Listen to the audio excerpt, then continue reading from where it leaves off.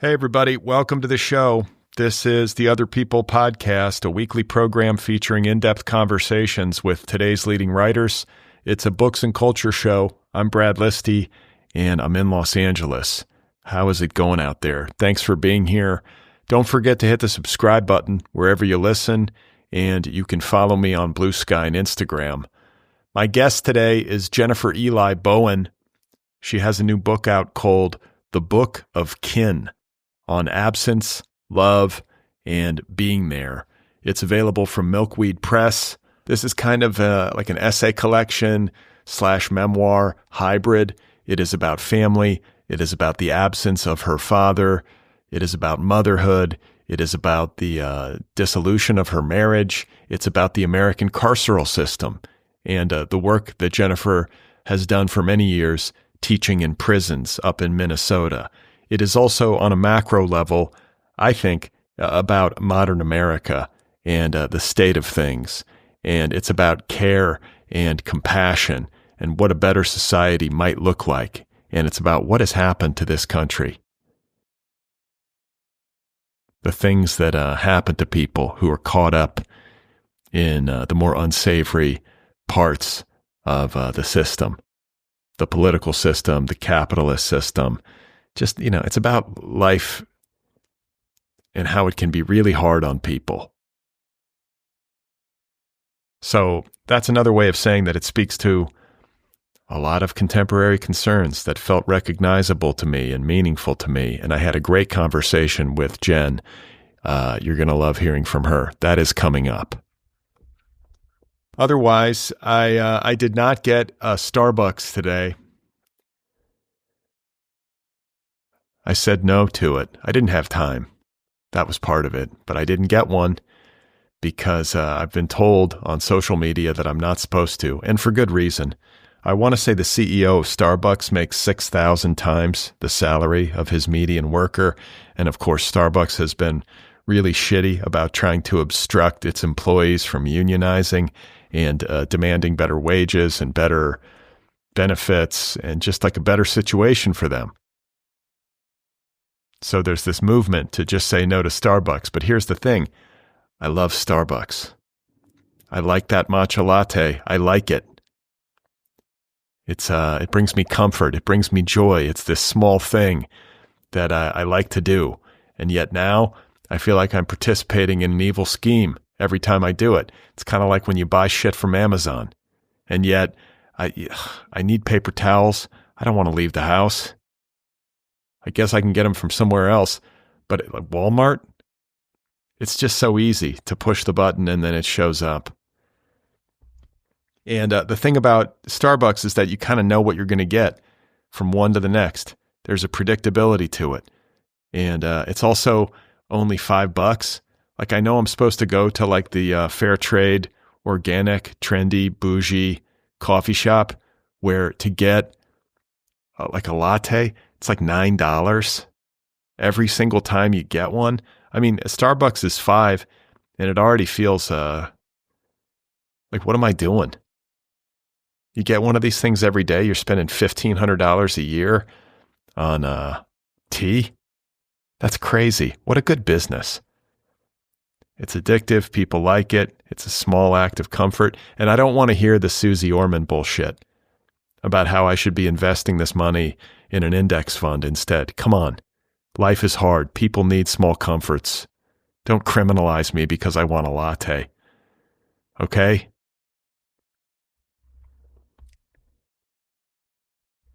So I didn't get one.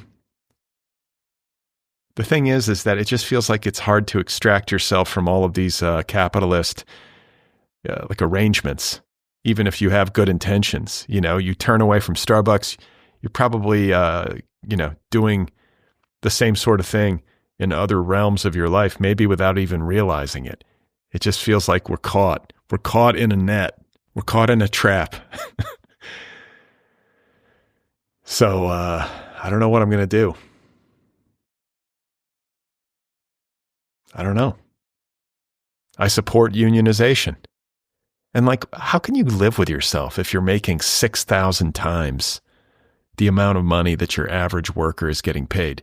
we do realize, right, that this number used to be, I want to say 20 times. That was the average. The average CEO made 20 times the average worker, like back in like 1980, which incidentally is when Ronald Reagan became president and sort of began the destruction of the social safety net and all of the policies of the New Deal that created the middle class in America, this robust middle class and working class existence for so many people who enjoyed its fruits and then participated in its destruction. Isn't that nice? Anyway, I know it's not that simple, but it kind of is. Used to be that the average CEO only made, I want to say like 20 times the average median worker. Now we've got this motherfucker at Starbucks making 6,000 times what the average worker makes, and you wonder why the baristas want to unionize? And you wonder why people are pissed off? The greed is obscene. There's no need for this. Where is a person's conscience? I don't even know what he makes in a year, but we're talking like tens of millions of dollars, 50 plus millions of dollars a year. Give yourself $10 million, asshole, and give the other 40 million to your employees. What is your problem? What the fuck is wrong with you? I'm going to throw a latte in your face if I ever see you. You deserve it. It's obnoxious.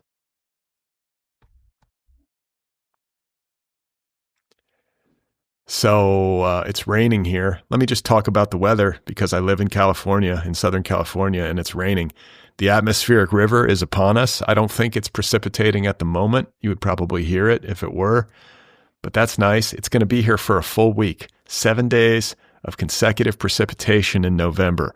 That's very rare. I think this is on track to be one of the top 20 wettest Novembers in the history of California, recorded weather. So that's good. But like I said, I think in a previous monologue, that means that shit's going to grow. It's going to get very green. There's going to be an amazing super bloom in the spring. And then it's all going to dry out next summer. And then there's just going to be enormous fire danger unless we get more rain early next year. That's the roller coaster that we're on. That's what it's like to live in climate change. These extreme sort of swings. But it's raining. It's nice. It's like the city's getting a bath, and the air is getting a bath. It's going to be clean air when all of this rain moves out. Be crisp and refreshing. So, this book of Jennifer Eli Bowen's, The Book of Kin, it speaks to a lot of contemporary concerns, as I was saying. And it was making me think as I was reading it about all that ails us and all that is kind of wrong with America and all the ways in which the systems that are in place create suffering and fail to prevent preventable suffering, and how we're supposed to deal with all this and how overwhelming it can seem. We all know that it needs to be much better. We all know that it's corrupt and broken and twisted and wrong. We all know that people need health care and they can't get it. People need an education and they're going into absurd debt in a quest to try to better themselves and have a better life. Shouldn't be that way. Doesn't need to be that way. We know that these billionaires and these oligarchs are just gorging themselves. They have obscene wealth. They're accumulating obscene wealth. They own the government, in essence, or they have undue influence on the government. And then you have these fucking CEOs, speaking of CEOs, like Tim Cook giving President Trump gifts and kissing his ass. It's so obnoxious. These people have no shame, no courage at all. They just cave because of money. And it's wrong, and they know it. Tim Cook is smart enough to know better. I can't believe this guy. Shame on him.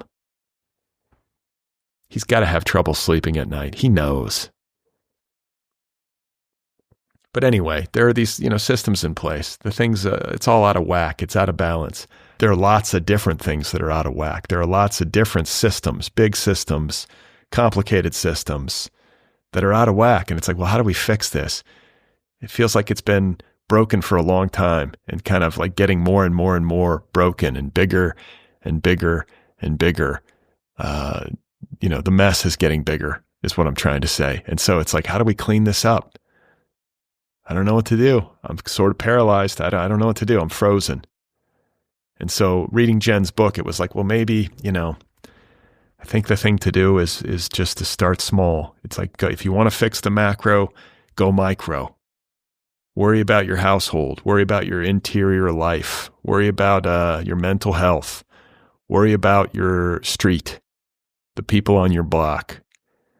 Maybe, expand from there. That's probably the best I got. And there is a part of me, like a big part of me, I think maybe like a core part of me, like a fundamental part of me that looks around and just thinks, yeah, I don't know about this. And by this, I mean like everything, like this system, this arrangement, this way of organizing ourselves. Yeah, is this the best we got? Like, what would sanity look like? What would it look like? What would true, human flourishing look like? What's the best way for us to arrange ourselves and to exist on the planet? I think it would look maybe radically different than it looks now if we were operating in service of our better angels. And I think the ways in which I can imagine it looking, like being like a much more in touch with nature, much more communal,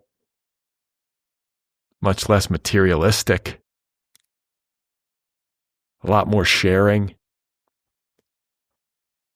a lot less like hyper-individualism and this like notion that it's every man for himself, a lot less of that. I think the ways in which I could imagine it unfolding would look pretty crazy to a lot of people. They would, I think, maybe be put off by that. We've been so indoctrinated in America to sort of bow at the altar of capitalism and to just think it's the only way. That's the way. It's it. We did it. We found it. It's the answer. Everything else sucks. It's great. No, it's not. And things are much more complicated than that. I don't know what I'm saying, other than to just think out loud about the state of things and to kind of articulate the kinds of like messy thought processes that unfold in my brain as I'm like driving around, looking at stuff, trying to make sense of the world. It's like, what? What are we doing? These buildings are ugly. There's like somebody sleeping on the sidewalk. People are on their way to work. They look miserable. But then somebody will be happy. Or I'll see like, a mother walking her kids to school. That's good. It's a mix, but still. What are we doing? What am I doing?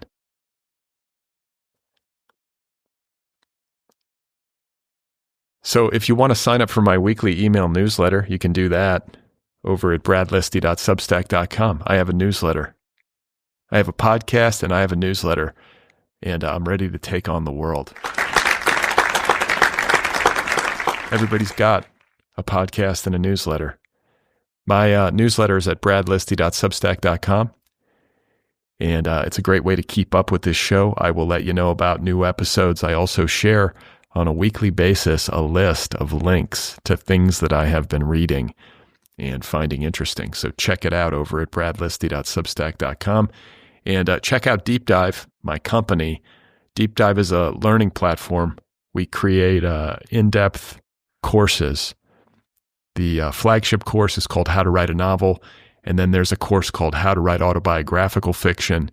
And most recently, we just launched a course called How to Get the Reader on Board. It's taught by Steve Almond. So How to Write a Novel is 50 plus hours. It's the flagship. It's the big beast. And then How to Write Autobiographical Fiction and How to Get the Reader on Board are intensives. They're shorter form. You can check it all out at www.deepdive.audio. I am the host of all of these courses, incidentally. So Deep Dive creates courses that sort of marry the rigor of academia, the deep learning of an academic setting with the intimacy and entertainment value of a great podcast.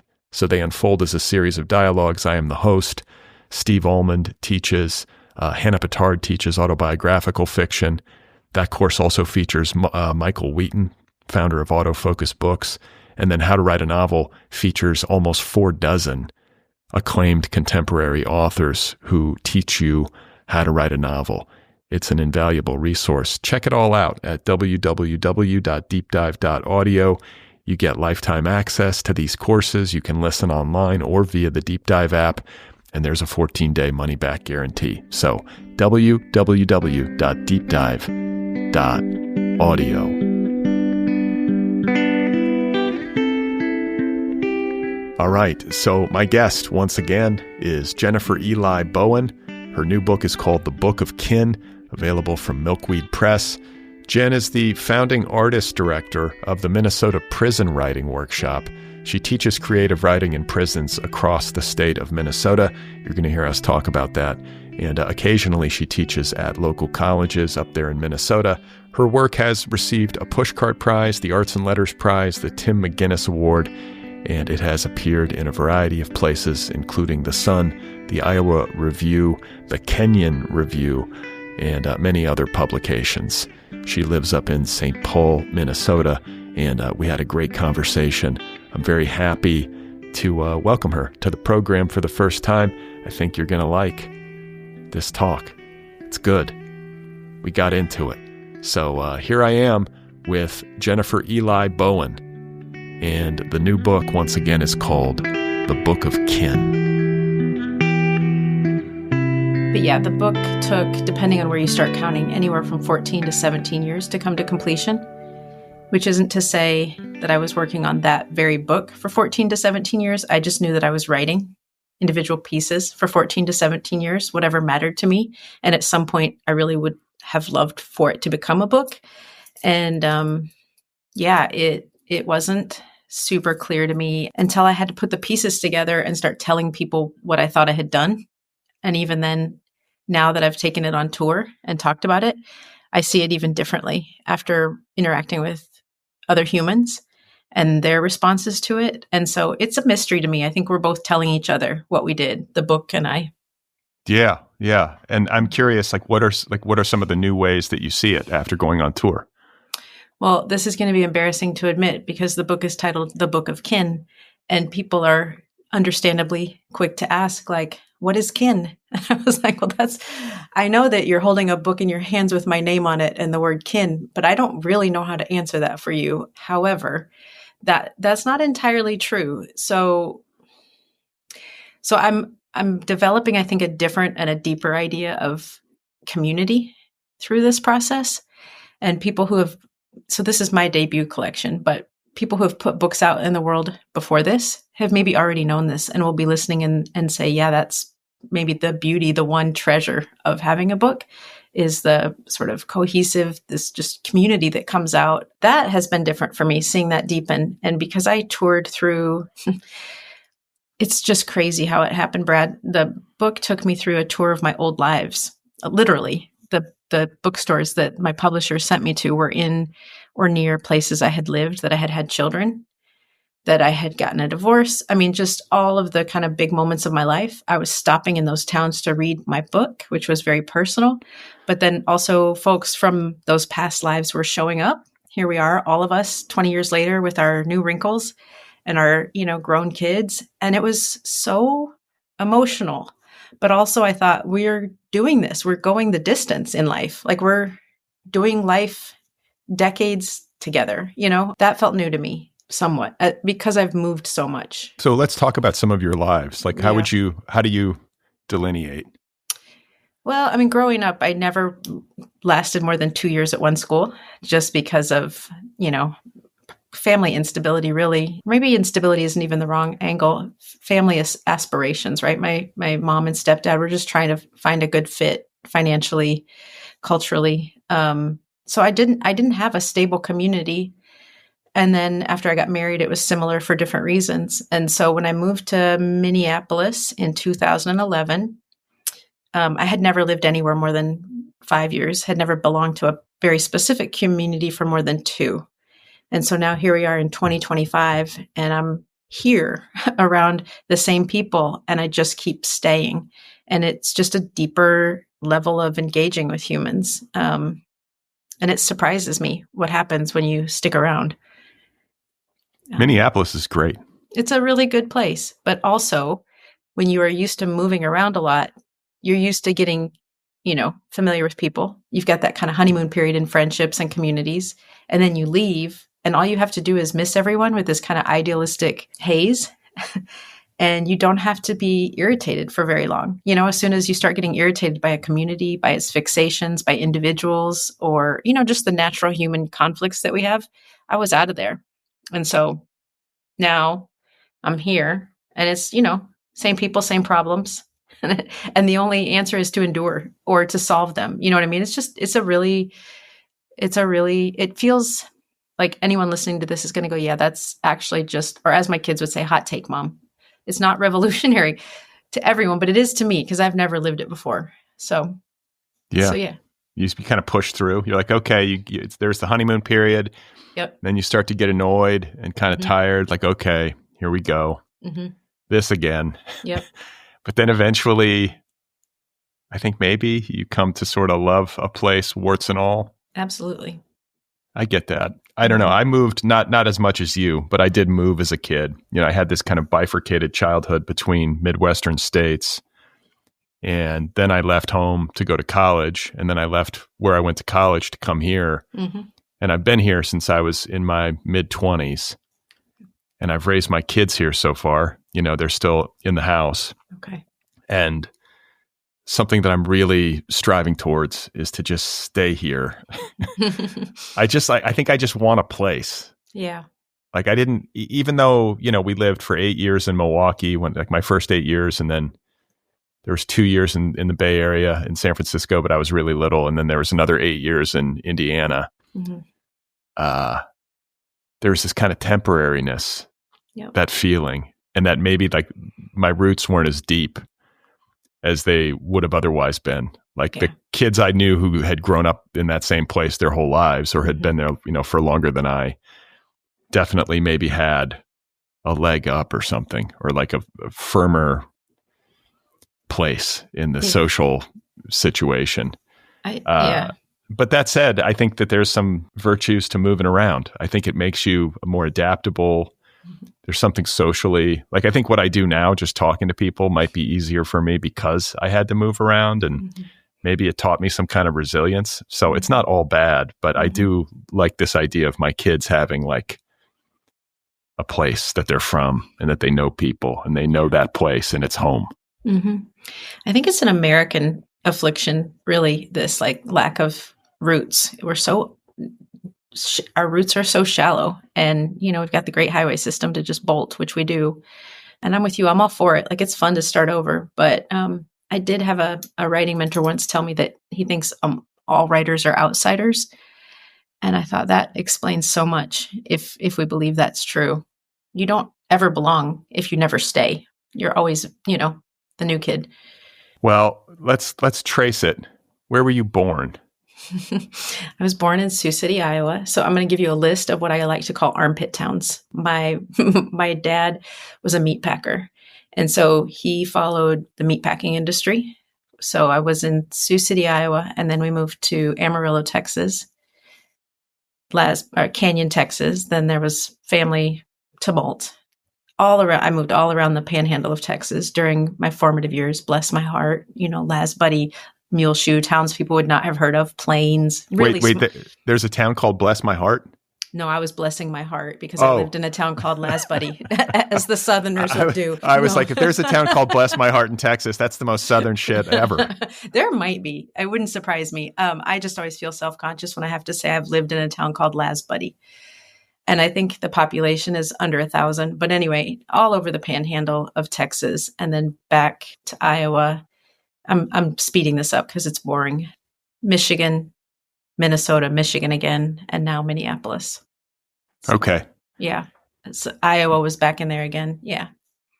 So a peripatetic childhood. Mm-hmm. Your father was a Vietnam veteran. Mm-hmm. And this book feels maybe at its core, at its deepest place for me as a reader. It's about him, I think. Mm-hmm. And how you relate to him and his story and how his story has informed your story. Mm-hmm. And, he was a Vietnam vet, I think traumatized by his experiences in the war. That marked him. That made, I think, the rest of his life more challenging, much more challenging than it probably otherwise would have been. He ended up in prison. You teach in prison. So, I mean, it's a pretty obvious through line. But does that read, and I think maybe then we get into like the more macro aspects of your book, this is about you kind of meditating on the larger forces, that shaped him and shaped your childhood and ultimately shaped who you have become as an adult. Yeah, that sounds right. I guess I would tweak the distinction. It's about him, but it's really just about his absence because there was no him to know. And so a lot of it is me tracing the negative space around him, the way you try to grasp something that's not there, in many cases through magical thinking, research, which proves pretty futile. So it is very much about him. Initially, when I first started writing, I was going to write a memoir about him. And I quickly grew tired and frustrated of trying to write an entire book about someone who did not exist in my life. Just frustrating and boring too at times. And then his incarceration, I'm always just quick to point out, I didn't even know he had been incarcerated when I started teaching in prison. It was after I'd started teaching in prison that I found out. And his stays were short compared to the folks I teach, which I point out only because I think there's a big psychological and physiological difference between doing 20 years and one. Not to say people who do even 2 days in the carceral system are not impacted, but yeah, I didn't know, I would say until about 4 years into my teaching that he had been locked up. Wow. And what did that do to you when you found out? Well, it wasn't surprising. Again, he was somewhat of an abstraction to me because I knew him when I was little, and then I met him again at his funeral in his casket, literally reunited with him as an adult when he had passed. But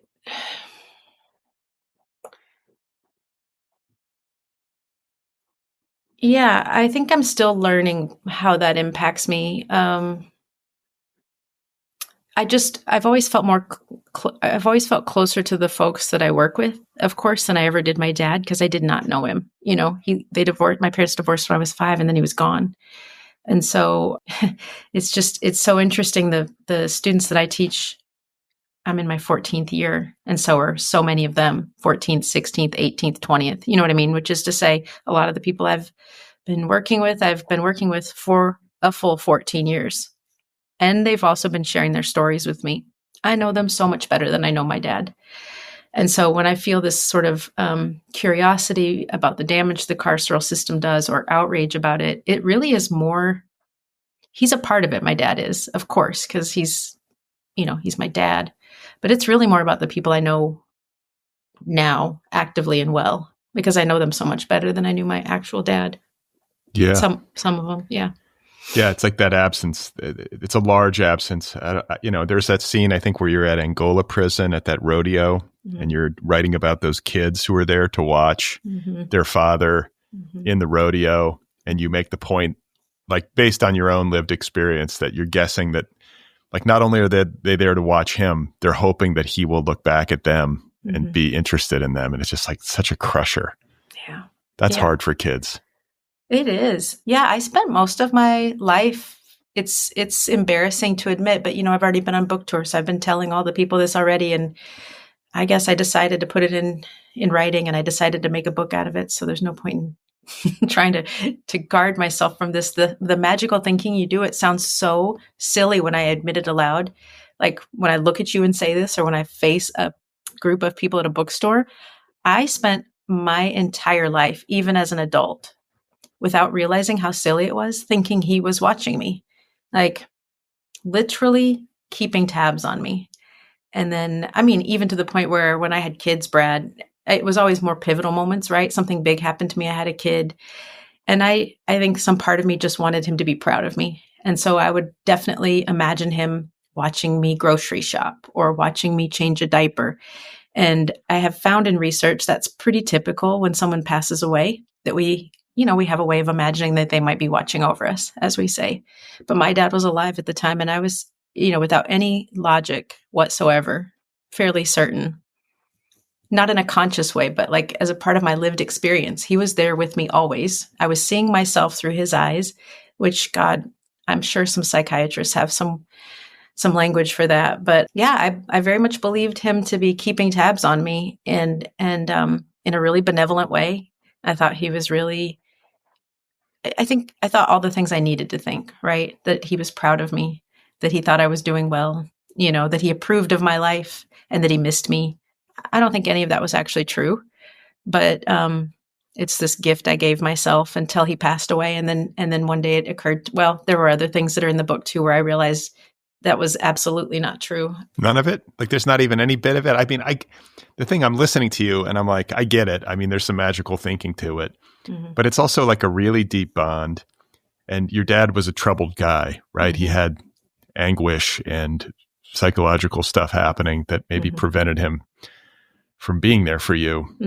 Lots of different reasons, right? But I think even in those cases, somewhere in there,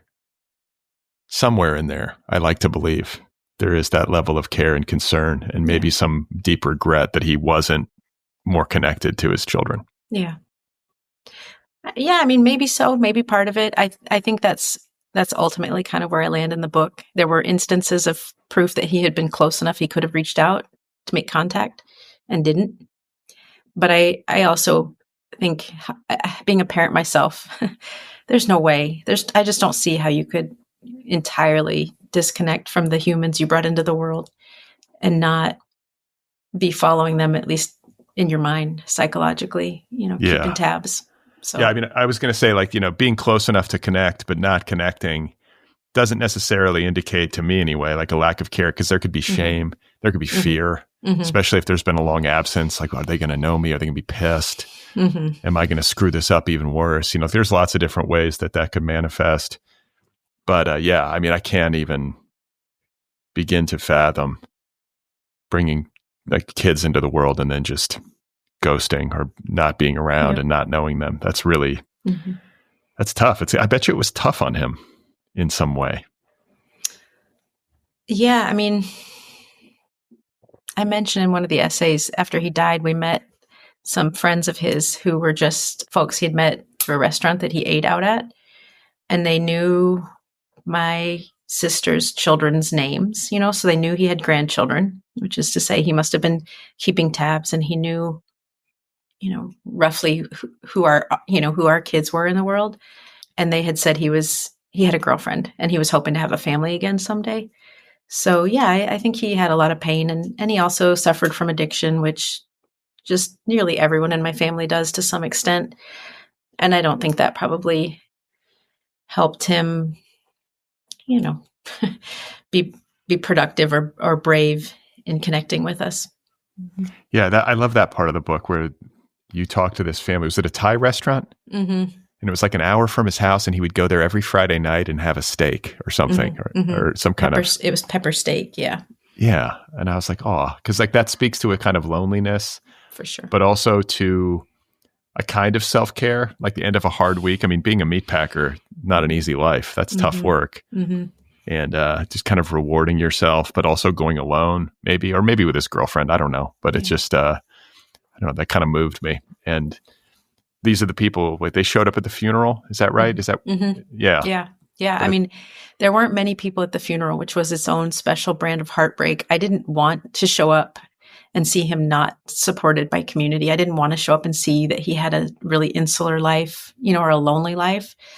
There was no part of me that wanted that. So it was heartbreaking. There just were not very many people there, but you know what, Brad, until you said it, I'd never considered that trek to that food was self-care for him. And that's actually really emotional for me. I'd always thought of it as mildly pathetic. Like he has nothing to do on a Friday night, but go to the restaurant where the restaurant owners will be nice to him. But yeah, looking at it as self-care seems different. I like that. Yeah, no doubt. And I think, I mean, I kind of get this. Like when you go to the same place, I mean, he would drive an hour for it. I mean, I don't know. Where was he living again? This was somewhere in Texas? Yeah, I think he was in Childress. So I think it was also the nature of rural Texas where you might have to drive an hour for anything. But even still. Even still, that's a commitment. It's 2 hours on the road just to get a pepper steak. But there's a comfort that I think a lot of human beings draw on, because I think a lot of human beings are fundamentally lonely. That's part of the human condition to greater and lesser degrees. I mean, there are some people who are just masterly at community building and connecting with people, and they're super social and all the rest. But like, I kind of relate. Like, I have friends, but I'm not like the most social guy. And then you go to the same coffee shop or you go to the same restaurant regularly, and you sort of get to know in some passing way the staff, and they do become a kind of community. I think that sustains a lot of people, maybe to a degree that's unhealthy. People have no social lives except for the barista that they see every morning, or, you know, some waiter at a Thai restaurant or whatever who gives them their pepper steak. And it's better than nothing. It is. It is. Some of those connections are really moving to me. You know, I think you're right. They sustain us, but I've also tried to make peace with them or even celebrate them instead of being cynical about it, because cynical is kind of my go-to muscle. And, like, I know that I'm working on it, whatever, therapy, blah, blah. I'm doing the work. But even still, there's a point where that's sometimes felt small and embarrassing to me. But I guess in the last few years, it feels really beautiful. And I'm trying to think about all the ways that it's not just better than nothing, but actually counts towards something. You know, sometimes it's easier to give and receive love when we don't have all that baggage tied up in it. And I want to get to a point where that's just as valid as all the other love and care we get from other folks in the world, because it's not obligatory, right? Nobody owes it to us. And maybe that's not true. If the Starbucks barista is getting paid, I don't know. I mean, yeah, they are getting paid. They're instructed to be friendly, but there's that. I know, but still, like, I think that like getting the door for somebody, just smiling at somebody, saying good morning, like these kinds of micro social interactions in the aggregate, I think are hugely important. And especially in a time where there's so much like division and chaos politically and socially and culturally, I think those little kindnesses are even more important. And people need them, you know, whether they maybe know it or not. And, you know, this book covers like the Vietnam War, its impacts on your dad, those kinds of decisions, the carceral system, as we've been talking about, which, you know, in certain spaces, it gets talked about quite a lot. But I think to the average American who is unaffected by it, people don't realize what a punitive country this is. How many prisons are there? You mentioned it in the book. It's like 7,000 or something prisons in the United States. Boy, I would not remember at all. It's some huge number. It's a lot. I know just in the state of Minnesota, there are about 10,000 individuals incarcerated at this moment in state facilities alone. System-wide, I want to say nationwide, I guess. I seem to remember at one point, these numbers shift, of course, with politics, but it was 22 million or so folks who were impacted by the criminal legal system and some form of captivity at any given moment, depending on what math you look at and whose numbers. 1 in 4 Black men will be impacted by the carceral state at some point. Yeah, it's best at severing connections more than anything. I mean, it dehumanizes, it punishes, but I think what it's especially good at is finding any possible way a human could connect to another human and cutting it off. And yeah, that does not feel like it helps with anything. How'd you get into that line of work, teaching in prisons? Like, how did you get interested in it? I had a mentor. I joke, but I'm not joking, that I imprinted upon him because he was just a really kind man. And I admired him. I looked up to him. He was generous with every human he knew, almost like it was muscle memory. You know, when you see people and you're like, that's not fake. He means it. And it's coming naturally to him. Like, what is he doing that makes being so gracious and generous his automatic default always, right? but also funny, no, not cheesy. I don't know. I just really admired him, and also a very good writer and a good teacher. And so, yeah, I basically just did what he did, imprinted on him like a little duckling. And he talked a lot about some prison work he had done with Damien Eccles way back in the day from Arkansas, who made the news as part of the Arkansas 3. He was wrongly incarcerated. Anyway, this mentor of mine, David Jouse, was working with Damien on his memoirs. And he mentioned once in a conversation with Wally Lamb that I happened to be in earshot of, because that's what you do if you're a duckling, following around, other ducks, that it was the most rewarding work he'd ever done in his life. And I was like, wait a minute, that's the most rewarding work David's ever done? Like, that meant something to me, that he found it that valuable. So when we settled in Minnesota, I had just gotten out of my MFA program and I wanted to teach, but I wanted to teach creative writing and I wanted it to be meaningful. And I also didn't have a book. So I knew, I wasn't just going to start sending off CVs to the academy, which is where I thought I wanted to land. And then I reached out to the prisons out of curiosity. And of the 10 in the state, one got back to me. And that's the one that I taught at. And within the first hour of the first class, I was like, yep, I'm done. This is what I'm going to keep doing to the extent that I can. Okay. So let's get into that, like that epiphany. And then I was going to ask you too, like going into it, you have to have certain expectations or imaginings of what it's going to be like.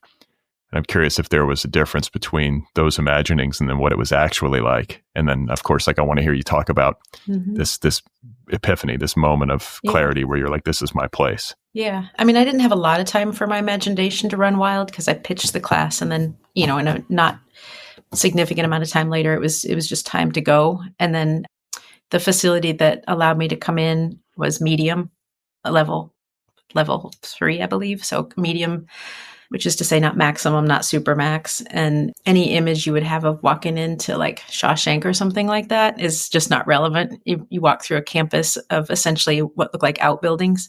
And then I walked into my building, which looked like a junior high outbuilding, basically, the education building, just had posters on the wall and classrooms. But the class itself, they were just incredibly tender and really excited to share stuff that they had not yet shared with people, their stories, what mattered to them, their wounds. I can't imagine any writer not loving this work at all, in the same way that I can't imagine anyone who's in pastoral care not loving this work. Like, there's no better place to try to engage with people who have stories than where they're actively being suppressed, right? And then you get to be the one that says, I want to hear it, and I can promise you they want to tell it. So the question that I asked was, name something that you've read or something that you've written that was important to you. That's it. And every single person had something in mind, and quite a few of them had memorized the thing that they had in mind. And one gentleman who was about 40 at the time remembered the first poem he'd ever written when he was maybe 4th grade, 5th grade, something like that. And he remembered the poem word for word. He had it memorized still. And he remembered the line. It was a poem to his dad, so kind of an epistolary poem. And he remembered the line, you don't have to be perfect, you just have to show up. And I was like, oh, wow. Okay. You're preaching to the choir here, buddy. And also the vulnerability. Like, I didn't say that kind of stuff aloud then. I didn't go around admitting that I had magical thinking about my dad. I didn't do that, and they were doing it. Why do you think? Just their guards were down?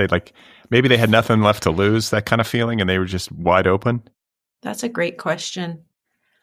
I don't know, because I did not expect that level of willingness to participate, and I didn't expect that level of vulnerability, but it was 100% there from the jump. I don't know why. I really don't. I often share this quote. Well, so I share in all of my classes that are intro classes, many quotes about why writers write, right? It can run the gamut.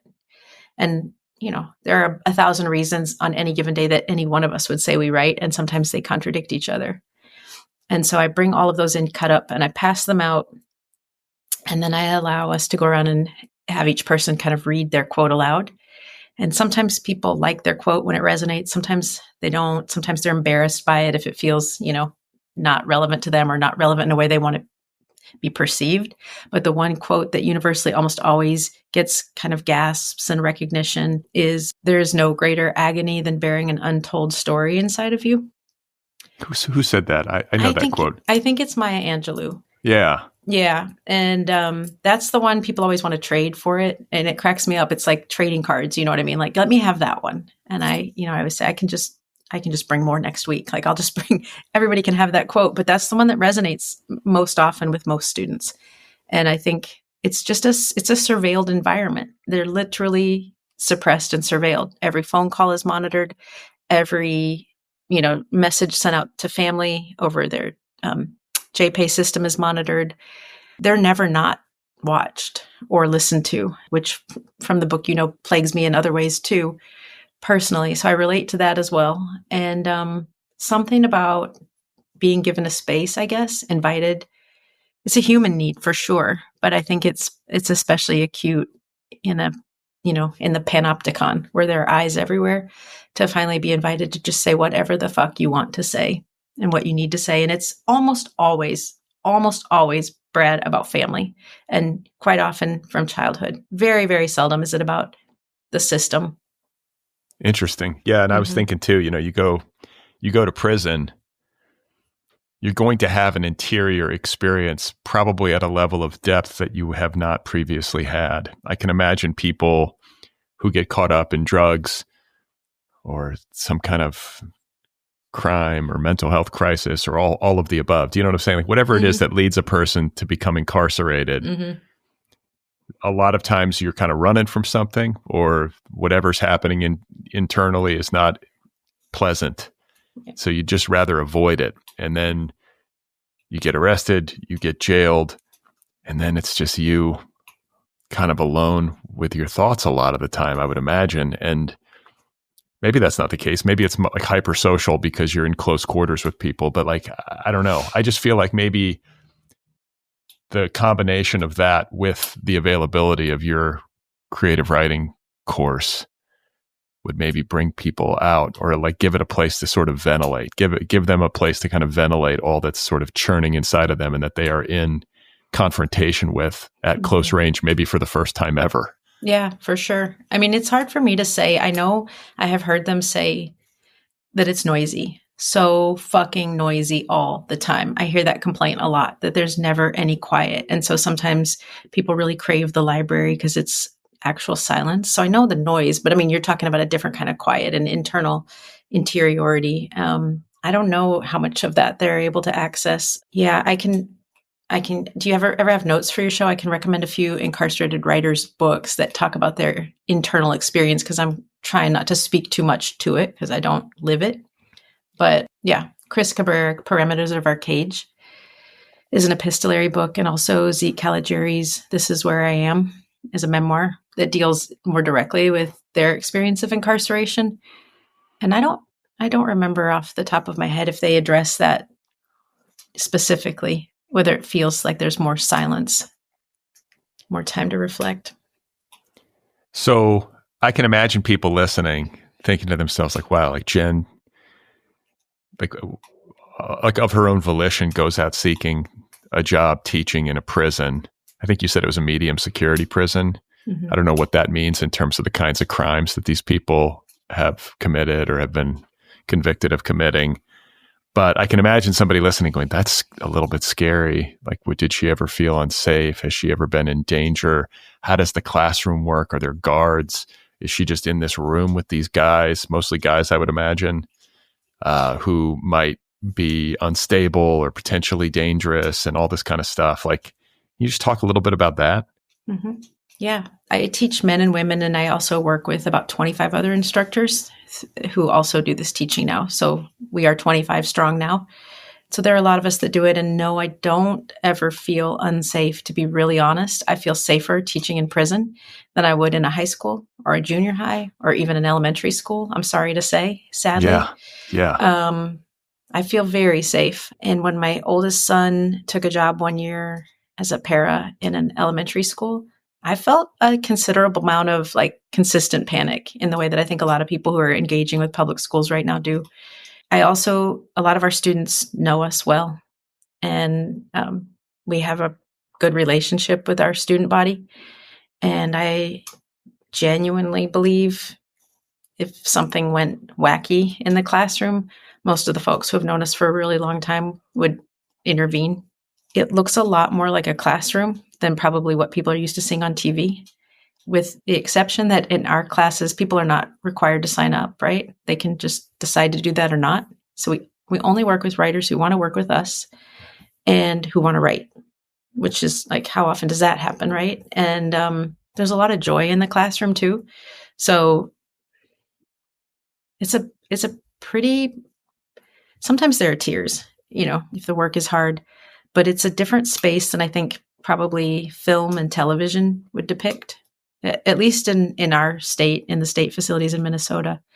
There are officers sometimes in classrooms, but typically just in a bubble nearby, cameras everywhere.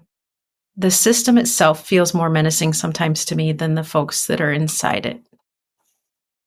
Yeah, well, I mean, that's a lot of what the book speaks to is, I think, the way that this work has informed your views of the carceral system in America, like the brutality of it, the dehumanizing qualities of it, the excessiveness of it. I was recently, I was posting like a daily photograph of like an author of that was kind of like my Instagram ritual for the past year. And the day after the election happened to be the birthday of Eugene Debs. And I also would post quotes, and he's not, traditionally like a literary author, but it just felt apropos. So I put up his photo and I was looking through all these quotes, and they were really good. But one of them, and I'm going to botch it because I'm paraphrasing, was essentially that a prison should be the most human of places and not the least human of places, or the most humane, and I was like, yeah, like these places are hell. And they're so punitive. And like you say, they're kind of designed to cut you off in every possible way from any kind of meaningful human interaction. And there's some anecdote that you relate in the book, I think, where someone's talking about a sibling, maybe it was a sister, who had spent like 48 hours in jail. It was a very short time. And that time alone, like, fucked her up for life. Like, or, like left a deep wound. It changed her narrative. The narrative she told herself about who she was changed because people treated her like garbage.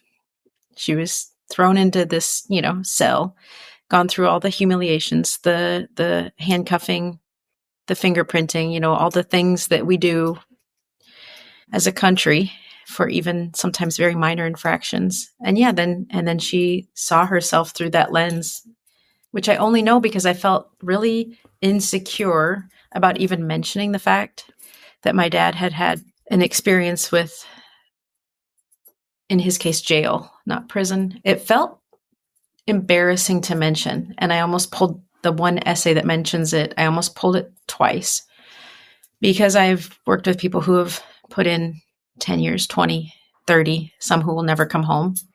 And I was worried about what the capitalist marketing machine would do with that, like, daughter who is impacted, blah, blah, blah. And anyway, I asked this friend of mine who happens to be a public defender if it felt like that was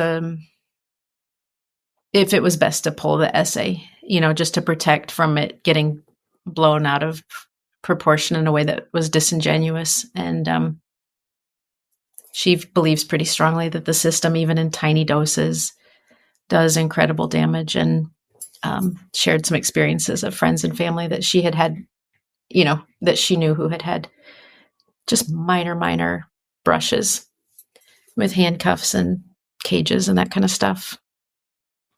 Well, there's a section of the book where you go to Norway doing research. It's illuminating for me. I mean, it's kind of one of these things that I know. Like, of course, the prison system in Scandinavia is way more humane than the American version. But I'd like to talk about that a little bit because I think there are people listening who don't have it on their radar, who don't realize that the system that we have in place here is not replicated all throughout the world.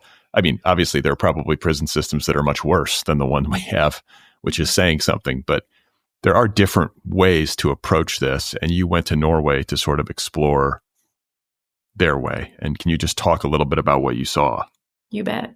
So they believe in something called dynamic security, which means not guns, not tasers, not punishment, but that connection, essentially. They think dynamic security is knowing someone and caring about them. And so that was what I was most interested in. That means, there are many, many ways to look at it, but for example, it means that all of the incarcerated individuals in Norway have what they call what are they called? I did this so long ago. They're like a case manager, but I think they're called a contact officer. That's right.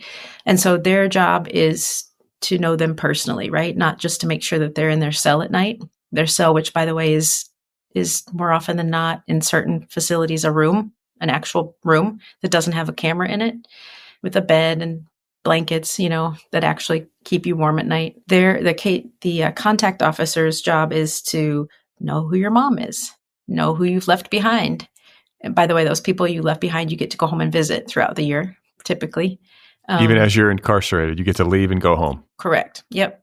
Because what would it serve for dads to be severed from their kids, or to not be able to take care of their moms, or, to stay connected to their neighbors, right? And so they do get leave typically at a certain point in their sentence. And so these contact officers know who their people are on the outside, and they know what their hobbies are while they're incarcerated. And so maybe they play chess with them, or maybe they play basketball with them.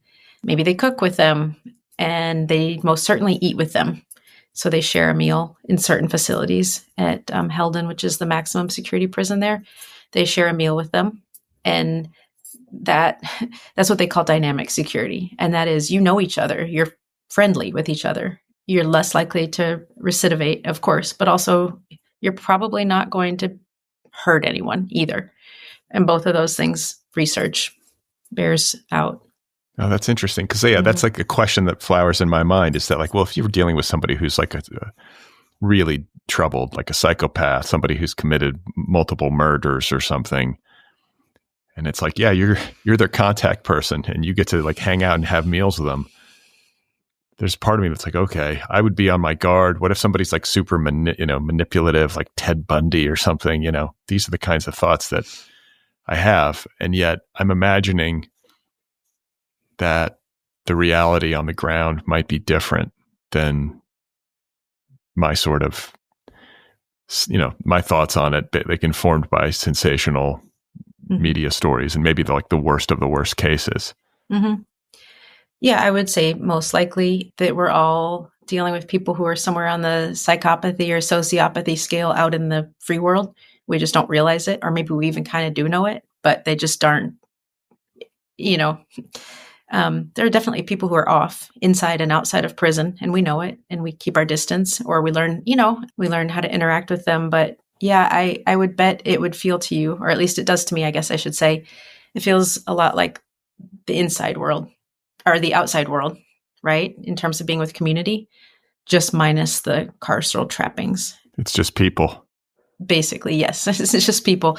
And people who have committed, in our case, to showing up for community, right? So people who are committed to building this creative community in the facilities when we're there, but even when we're gone, who are supporting other writers and each other, and not in a Pollyannish way. A lot of my former students who are out now love to remind us when we're in public settings on panels and stuff that some of them didn't like each other, hated each other's guts. And I'm like, sure, like in every MFA program or like any neighborhood, HOA, whatever. But by and large, there's a commitment to community, to preserving and growing a creative community. And so, yeah, very much like people. But in this case, we're in a more scarce environment. I think it makes the community feel a little bit more, what is the word? Unlikely, and maybe more special because of it. I just keep thinking to myself that these prisoners must love you. Like that you are providing the very thing that is like the most medicinal to them, this opportunity to sort of say the unsayable, to get things off their chest, to try to articulate these childhood experiences and wounds and all the rest of it. It's like you're kind of like the freedom. You're the freedom lady that shows up and gives them maybe a respite from the other more unsavory parts of being incarcerated. Yeah, maybe. There are a few, I think, who are still fond of me after all these years. There are so many of us, right? I'm one of 25. And my new favorite observation is how they're so used to us, so many of them, that when we bring in a visiting writer, which is to say someone who's not part of our core curriculum, right? If you were visiting us, Brad, in Minnesota, we would maybe bring you in as a visiting writer. They get excited when we bring in the real writers. And it's like, yeah, no, it's totally cool, guys. We're not actual writers. We're fake writers. Yeah, I think we have a bond, and but it's mutual. It's not a one-way street. I get a lot out of the community too. I bet. So that your friend, what was it, David, your mentor? Mm-hmm. Like what he said to you bore out, that it's like the most meaningful, best work. Like he led you right. 100%. Yeah. No, I never doubted he would lead me in the right direction. Yeah, he was not wrong. It's not without its stresses, for sure.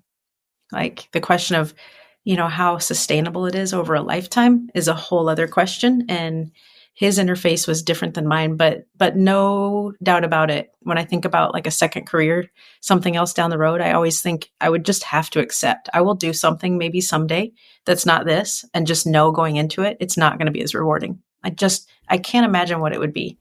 How has the experience of teaching in prisons for all these many years affected your politics? And how do you, I think I kind of got the sense of where you stand on prison reform or prison abolition, but just like to hear you talk as somebody who's got like real experience on the ground and knows these people and knows these places.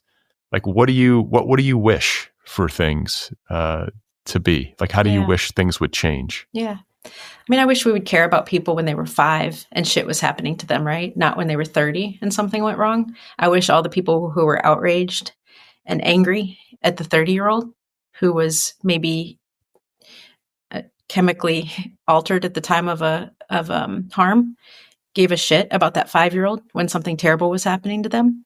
I wish they cared about feeding children before they became hungry. I wish we had better social systems in place in this country all around, so that the answer wasn't just waiting until someone reached a point of crisis and then they landed in prison. I wish, for the most part, that prisons didn't exist, that we had deeper community, deeper roots, more connections, very much like what we talked about at the beginning of this podcast. We're disconnected from people. We're lonely. We're isolated. I wish we had a more flourishing network of community that was easily accessible as Americans to hold us and buoy us instead of prisons. So yeah, I think that would classify me as an abolitionist. Is that what you're asking? Yeah. I mean, I think it's clear that the system we have in place is brutal and inhumane and excessive. I think you say in the book, 1 out of 28 people in America are or have been incarcerated. Something like that. It's like a staggering number. Yeah, which could include jail or could include people probably actively on parole. But yeah, this country loves to be in control, to be in, carceral control of its citizens. Well, and then down at Angola, the infamous prison in Louisiana, it's hard to escape this notion because, of course, the prison populations are disproportionately peopled with people of color, men of color, especially down south. And it's become a kind of proxy for slavery, it feels like. And, it just feels evil to me. And I just love to hear you talk about Angola, because I feel like it's maybe the most well-known, might be the most well-known prison or one of the most well-known prisons in the country. Mm-hmm. I mean, it's literally on the site of a former plantation that held enslaved individuals who were brought over from Angola. And that it's literally on the same land of what used to be a plantation. And today, the incarcerated individuals there still are required to pick cotton and grow crops. And at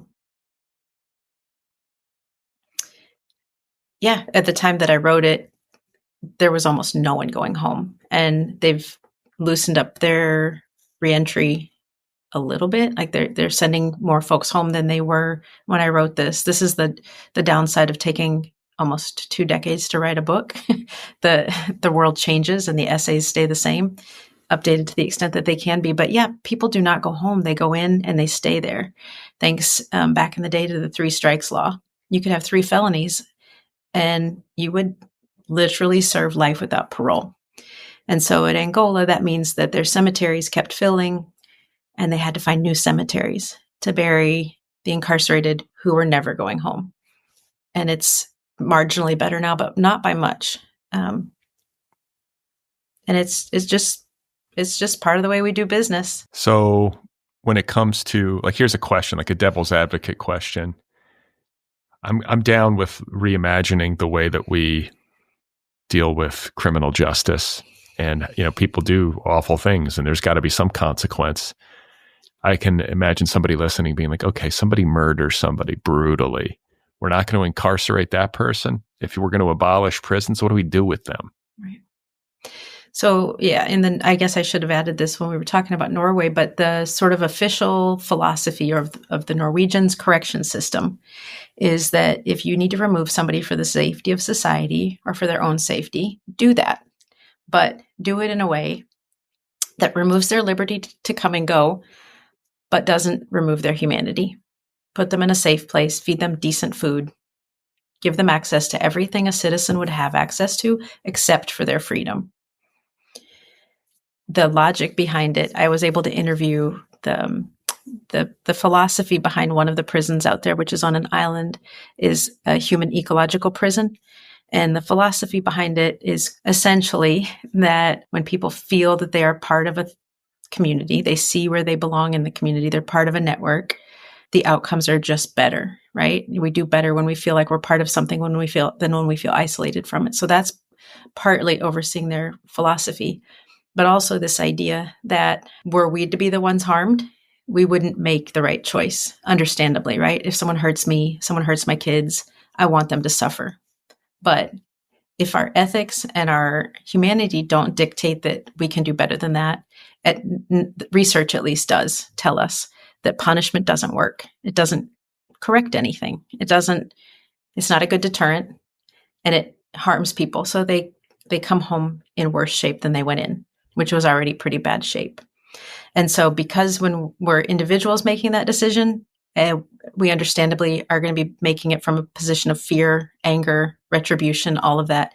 It's the state's job to have a cooler head and a kinder philosophy to say what's the most efficacious way to approach harm.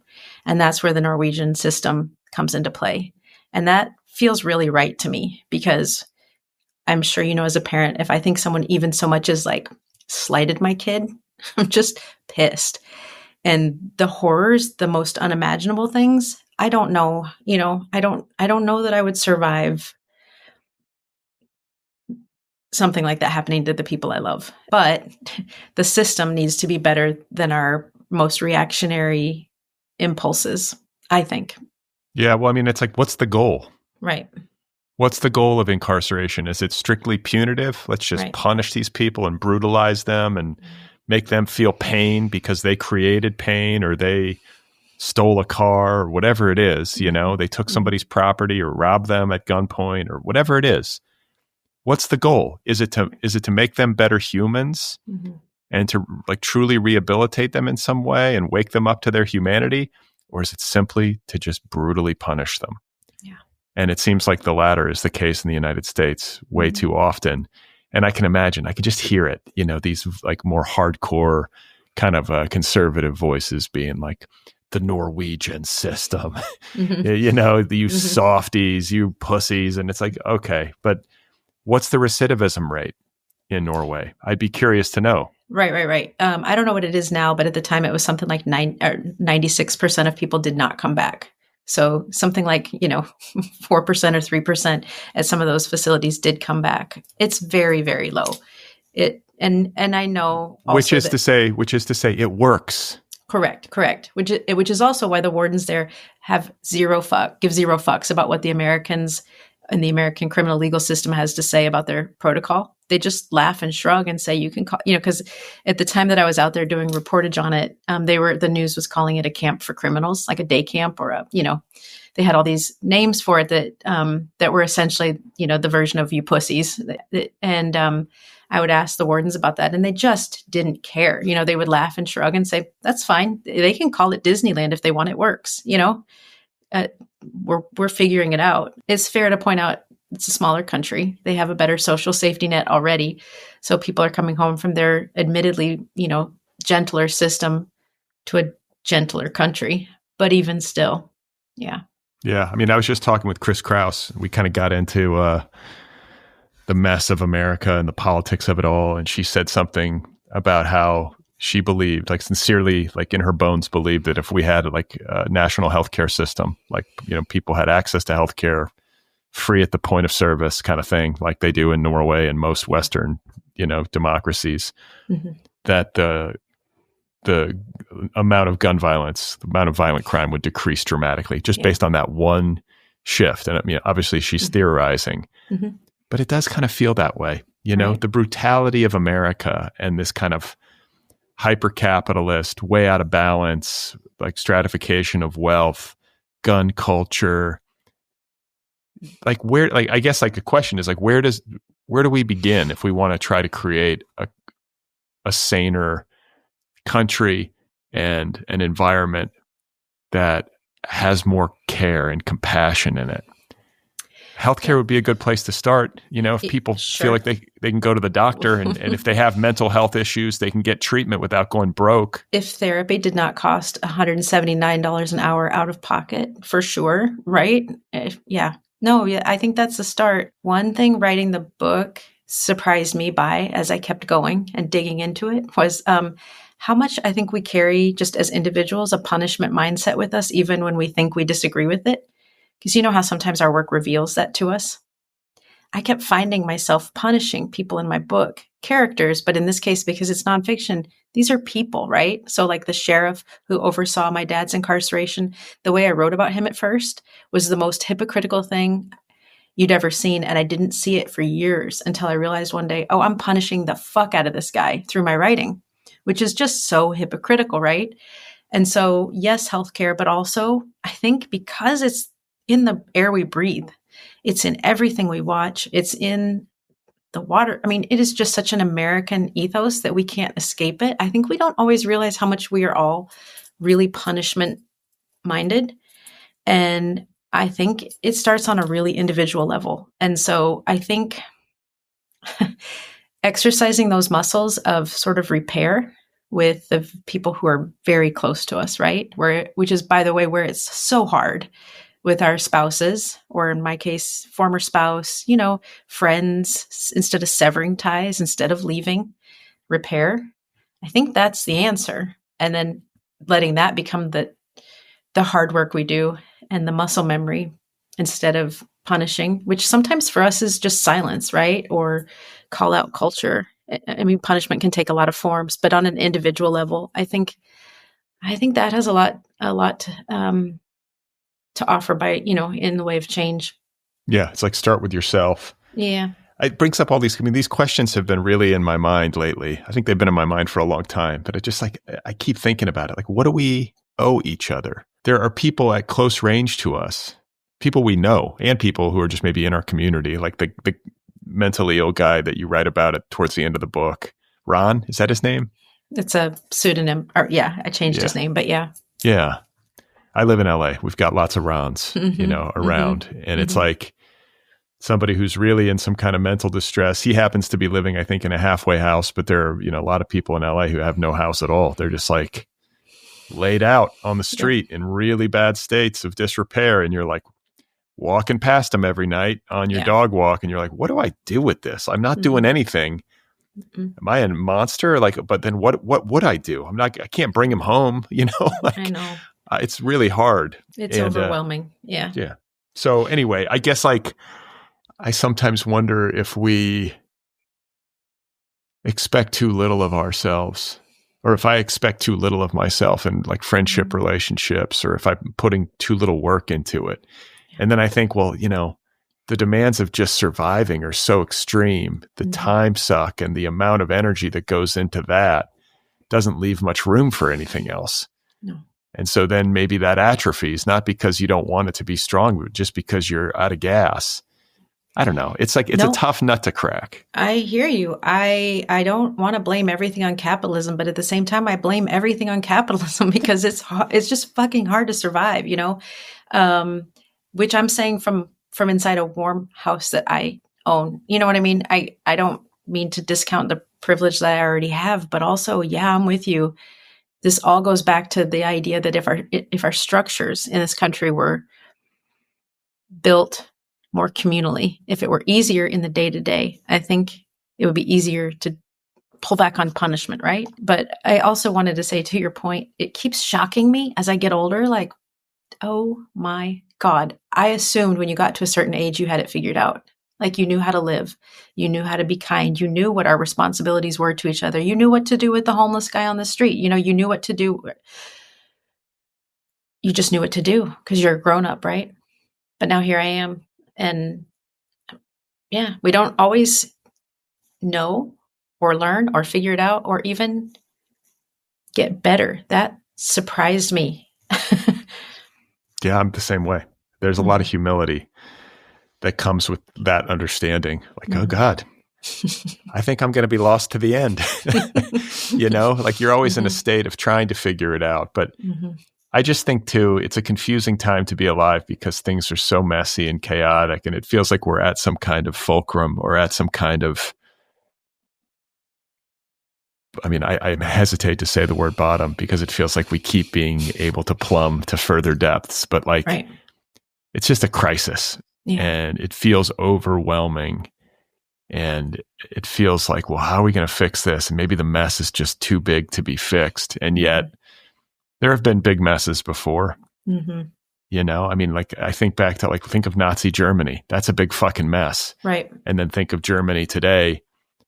Seems sort of lovely, at least in some ways compared to what we've got going on here in terms of just the sanity and the way that the society functions. At least, I don't know. I'm saying all of this from afar. I haven't spent a lot of time in Germany, but lots of friends of mine, they rave about Berlin. And, I don't know. I guess there should be some reason for hope. And hopefully we're kind of closer to solutions than maybe it can sometimes seem. Yeah. And maybe the desire for those solutions is much more common. Yeah. And is a much more common thread across, perceived political divides than we might think. I hope, and I love to believe that this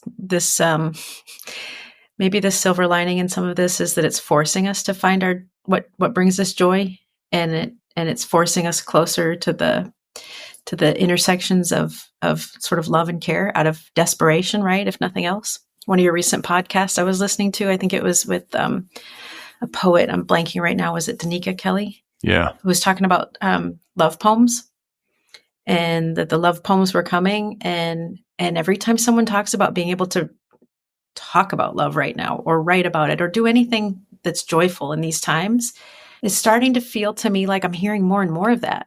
And that surprises me, but also not. Like, of course, right? We have to survive. And yeah, maybe the poets are going to show us the way. Yeah. It's funny that you say that. I keep hearing myself say that on the show. Like I go through loops. I do, I've been talking on this show on a weekly basis for 15 years of my life almost. And it's like, I am also editing the episodes. I'm hearing the playback and I just hear the patterns that I get into, which I think is sort of inevitable. You go through phases and there's certain things that are just on my mind and I keep saying them over and over again. Something lately that I keep saying is that there's like a dearth of love stories, like literary love stories, not romance novels, but like stories that are about something other than shittiness Yeah. and some awful thing. And I get it. I mean, listen, I've written multiple books about shitty, awful things. So it's not like I'm speaking from outside of the experience, but maybe it's a hard thing to do, but it does feel kind of necessary. I feel hungry for those kinds of stories. Like, it's not that I want like some sort of fluff piece or some sort of like Pollyanna novel about, that's not what I'm talking about. I'm talking about something like you were just saying that speaks to the experience of joy. Absolutely. Or makes me feel good. To remind us. Yeah. Yeah. At the end, like it's not even like good in like a really super sweet way, but just like just a tinge of hopefulness or something, Some nourishment. Yeah. I just taught a workshop of brand new writers that I didn't know. It was in a community setting in northern Minnesota, and I had to prepare poetry and essays for students I hadn't met. So it was kind of a wild guess, what would resonate. But I just knew Ross Gay needed to be in there, and everyone was just so hungry for some Ross Gay. Like, we just needed some authentic joy, something orienting us toward what is beautiful and nourishing in this life. And yeah, I was glad to have him in the pile for sure. Yeah. I mean, it's got to be a little bit of a mix. You don't want to get too carried away, but I just feel like that's been, Never. I think in these times, and like a little comedy too. Let's have some laughs, please, God. Playfulness. Something. Yeah. Yeah, exactly. So it's a lovely book, and it's interesting. It's an essay collection. I like read it and I was like, fine, it feels like a memoir to me. It's kind of a blend, but the fact that it took you 17, 18 years to write it, that makes sense. It feels very lived in and like earned. And thank you. That is, I don't know. I think I have like a bias because it takes me a long time to write a book. I'm like, I like when books take a person a long time. I think there's virtue in that. It gives you the perspective, and it means you've sort of taken it through its paces. And that's certainly the case. And it speaks to so many different aspects of kind of how we live now and concerns that I think so many of us have. It's a real human book, and it's candid and open to a distinguishing degree. So you're to be credited. Congratulations. Thank you. And are you working on anything else? Is there another book? Are you in like year 4 on the next 17-year cycle? I'm so mortified from walking around in the world, having just written all this nonfiction. So much of it is so vulnerable that I've been swearing I will probably go back to fiction after this. There's a story I started years ago that I finished and published. The character, all I'll say about it is, at the time she's on her deathbed, her name is Maggie. And the last 6 months, I would say, she's been coming back to me as a girl. I'm all about it. I would really love to hide behind some fictional characters for a little bit and have a little bit more wiggle room with, fictional writing. We'll see. There's one more chicken essay I cannot get it out of my system. And I thought, that's it. I'm cutting myself off. I will write one more essay about chickens. Then I'm done with that. Well, yeah. And I mean, I got to interrupt. This book is very much about the animals too. Your dogs and the chickens, the rooster, going to the farm. That farmer in northern Wisconsin, I kind of like that guy. I know. There was a woman on a panel recently who asked me if I inserted the chickens for comic relief, for lightness. And I said, no. I inserted the chickens because I'm obsessed with them. I am still obsessed. It's the one obsession from the book that I have not yet been, let free of. So yeah, one more chicken essay. And then I don't know, I want to see if I can see what this young Maggie, which is short for Magnificent. Her birth name is Magnificent. I want to see if the younger version of her has anything to do in the world on the page in a novel. That might be folly to think I'll start a novel at this point in my life, but why not? There's only one way to find out, Jen. Right. Leap in the net will appear. One hopes. But it's great to meet you. And so much. Congrats again. And like really interesting to read about your life and your work. And it's great that you do this work in prisons. That's a noble path. And I just thank you for your time. Yeah. Thank you, Brad. Okay, there we go. That was me talking with Jennifer Eli Bowen. That was great. Her book is called The Book of Kin, on absence, love, and being there. Available now on Milkweed Press. You can find Jennifer on the internet at jenniferelibowen.com. Follow her on Instagram, Blue Sky, and Facebook. Once again, the book is called The Book of Kin. Go get your copy right now. Don't forget to subscribe to this podcast wherever you listen. Hit the subscribe button. Follow me on Instagram and Blue Sky. Sign up for my newsletter at bradlisti.substack.com. Support this show over at patreon.com/otherpplpod, patreon.com/otherpplpod. If you want to join the Other People Book Club or get an Other People t-shirt or a sweatshirt, you can do all of that at otherppl.com. If you want to get how to write a novel, how to write autobiographical fiction, or how to get the reader on board, the courses now available from Deep Dive, check it all out at www.deepdive.audio. If you have 90 seconds of your life, and you want to help me out, please give this show a rating wherever you listen. So if you listen at Apple Podcasts, get in there, give the show a rating, write a little review. It helps the show find new listeners.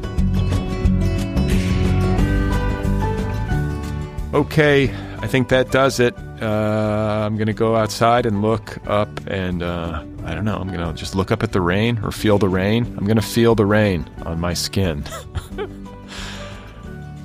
Anyway, Thursday, I should be back with Mira Gonzalez, assuming that, the rain does not wash her away. I think it's going to happen. The weekly pop culture series, the weekly pop culture show here on the Other People podcast, Brad and Mira for the Culture, a new episode on Thursday. So stay tuned for that, and I'll talk to you soon.